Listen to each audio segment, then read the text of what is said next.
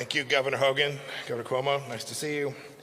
It's great to be here with you all. I was watching basketball on my phone on the way in, Auburn 91, LSU 90. And it's a final in overtime. Yes, exactly. I was reminded, you said I'm the 70th Secretary of State. It always reminds me President Trump is the 45th President of the United States, so there is a lot more turnover in my gig than there is in his. So it's good to be with you today. I do want to thank Governor Hogan and the Vice Chair, Governor Cuomo, and everyone else here at NGA for hosting me here today. It's a hard act to follow, following the President's State of the Union address the other night. I have no medals of freedom to distribute here today, nor am I passing out copies, so you can't tear them up when I'm done.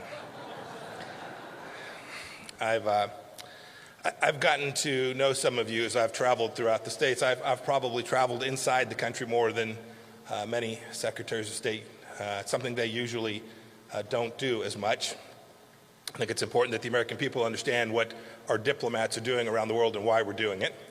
So I just wanted to mention that if you see me in your state, I'm not lost. I know your state has not seceded from the Union. I know where I am. Although I know there's some folks in California who are clamoring for Cal exit. So President Newsom, I look forward to working with Secretary of State Feinstein when that comes to be. I can get away with California jokes. I grew up in Southern California. My dad still lives in the same house I grew up in Orange County. It's a wonderful place. Last year I received an invitation to an event that promised to be, quote, an occasion for exclusive deal making. It said, quote, the opportunities for mutually beneficial economic development between China and our individual states are tremendous, end of quote.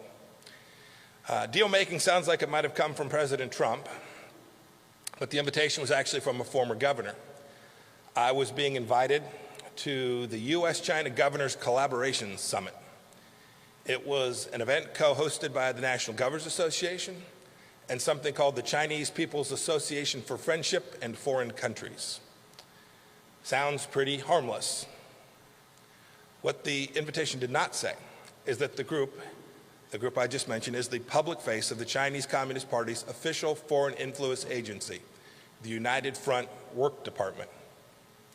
Now, I was lucky. I was familiar with that organization from my time as the director of the Central Intelligence Agency, but it got me thinking, how many of you made the link between that group and Chinese Communist Party officials? What if you made a new friend while you were at that event? What if your new friend asked you for introductions to other politically connected and powerful people? What if your new friend offered to invest big money in your state, perhaps in your pension, in industries sensitive to our national security? These aren't hypotheticals. These scenarios are all too true, and they impact American foreign policy significantly. Indeed, last year, a Chinese government-backed think tank in Beijing produced a report that assessed all 50 of America's governors on their attitudes towards China. They labeled each of you friendly, hardline, or ambiguous. I'll let you decide where you think you belong. Someone in China already has. Many of you, indeed, in that report are referenced by name.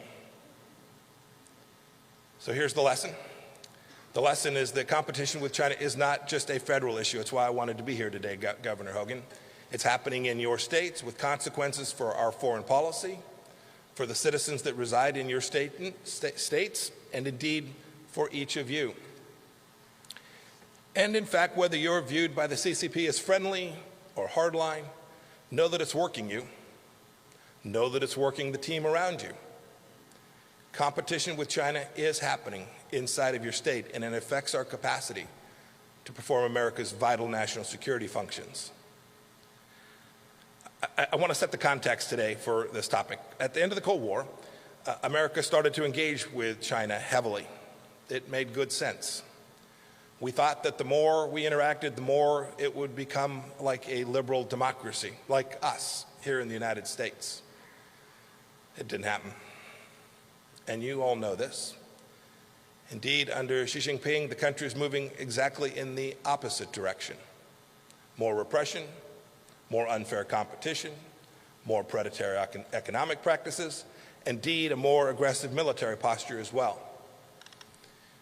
Now, you should know, this doesn't mean we can't do business with China. I had an operation when I ran Century International. We had a small office in Shanghai. We can find places to cooperate when our interests converge. You can see that in the first part of the trade deal that President Trump got done, signed last month. We're happy about that. It was the right thing to do. That was indeed a deal that was good for both the United States and China. And these economic ties are powerful. They're important and good. They're good for your state. They're good for America. Look at the nearly 18 tons of medical supplies the United States just flew to China this past week to help fight the coronavirus. Yesterday, we announced more than $100 million in assistance to China and the countries that are affected by that virus. And on that note, too, I want to take just a moment to note I want to send my condolences to the loved ones of the United States citizen who fell victim to the coronavirus in Wuhan over the last days. But while there are places we can cooperate, we can't ignore China's actions and strategic intentions. If we do, we risk the important components of our relationships that benefit both countries. The Chinese government has been methodical in the way it's analyzed our system, our very open system, one that we're deeply proud of. It's assessed our vulnerabilities, and it's decided to exploit our freedoms to gain advantage over us at the federal level, the state level, and the local level. Last year, I announced that I would give a series of speeches on China, and this is part of that. It's the context in which state and local government officials ought to think about the way they lead with respect to our relationship. It's important. China matters. It's been part of my mission at the State Department to mobilize all parts of the United States government. I was out in Silicon Valley a couple of weeks ago to talk to America's leading tech companies about this very set of issues, and I need your help too. What China does in Topeka and Sacramento reverberates in Washington and Beijing and far beyond. Competition with China is happening. It's happening in your state. In fact, I'd be surprised if most of you in the audience have not been lobbied by the Chinese Communist Party directly. Chinese Communist Party friendship organizations like the one that I referenced earlier are in Richmond, Minneapolis, Portland, Jupiter, Florida, and many other cities around the country. But sometimes China's activities aren't quite that public, and I want to talk about some of that today. Let me read you an excerpt of a letter from a Chinese diplomat. It was China's consul general in New York, sent a letter last month to the speaker of one of your state legislatures. Here's what the letter said in part. It said, quote, "As we all know, Taiwan is part of China. Avoid engaging in any official contact with Taiwan, including sending congratulatory messages to the electeds, introducing bills and proclamations for the election, sending officials and representatives to attend the inauguration ceremony, and inviting officials in Taiwan to visit the United States." End of quote from the letter. Think about that. You add a diplomat from China assigned here to the United States, a representative of the Chinese Communist Party in the New York City, sending an official letter urging that an American elected official shouldn't exercise his right to freedom of speech. Let that sink in for just a minute. And this isn't a one-off event. It's happening all across the country. Chinese consulates in New York, in Illinois, in Texas, and 2 in California, bound by the diplomatic responsibilities and rights of the Vienna Convention, are very politically active at the state level, as is the embassy right here in Washington, D.C. Maybe some of you have heard about the time when the Chinese consulate paid the UC San Diego students to protest the Dalai Lama. Or last August, when a former governor, Phil Bryant of Mississippi, received a letter from a diplomat in the consul's office in Houston threatening to cancel a Chinese investment if the governor chose to travel to Taiwan. Phil went anyway. Last year, a high school in Chicago disinvited a Taiwanese representative to serve on a climate panel after Chinese pressure. You know, it's one thing to pressure the Secretary of State of the United States of America. It seems quite something else to go after a high school principal. It shows depth. It shows systematization. It shows intent. Chinese Communist Party officials, too, are cultivating relationships with county school board members and local politicians, often through what are known as sister cities programs. Look, this Chinese competition is something you all know. It sits in the back of your mind, but you have many duties, and you are busy people. But this competition is well underway, and while these might seem like local matters to some, the cumulative effect is of enormous national importance and international significance. Of course, too, our public educational institutions are another arena of competition with China. Now, I know, governors, you don't run these institutions on a day-to-day basis, but you often have impact on the people that do. The FBI director, and I think the Attorney General too, talked yesterday about something called the 1,000 Talents Plan. It's a plan to recruit scientists and professors to transfer the know-how we have here to China in exchange for enormous paydays. The program's probably targeted campuses in your state. Indeed, the Department of Justice has indicted professors in my home state at the University of Kansas and at Virginia Tech and at Harvard. A Texas A&M investigation reportedly discovered more than 100 academics participating in Chinese talent recruitment plans. Only 5 of them had declared that they were participating in this program. And goodness knows what else we've not discovered. There are indeed very credible reports of Chinese government officials pressuring Chinese students studying right here in the United States of America, to monitor fellow Chinese students and to report back to Beijing. One very prominent pro-democracy Chinese student on a college campus in the Northeast last year received death threats for exercising his right to free speech. The FBI became involved. Make no mistake about it, we want talented, young Chinese students to come study in the United States of America. I see it at Wichita State University. These are wonderful young people. We ought to encourage them to be here. But they shouldn't have to fear the long arm of Beijing, which often reaches out via groups like the Chinese Students and Scholars Association. Look, that's just one of many campus groups directly influenced by the Chinese Communist Party and its representatives right here in the United States. Many of you are familiar with Confucius Institutes. Confucius Institutes purport to have the sole purpose of teaching Mandarin language skills and Chinese culture. A bipartisan Senate committee found last year in 2019 that the Chinese Communist Party controls nearly every aspect of the Confucius Institute's activities here in the United States. Over the past few months, the University of Missouri, the University of Kansas, the University of Maryland have independently decided to close down their Confucius Institutes after conducting their own reviews. And schools in 22 other states are doing or have already done the same.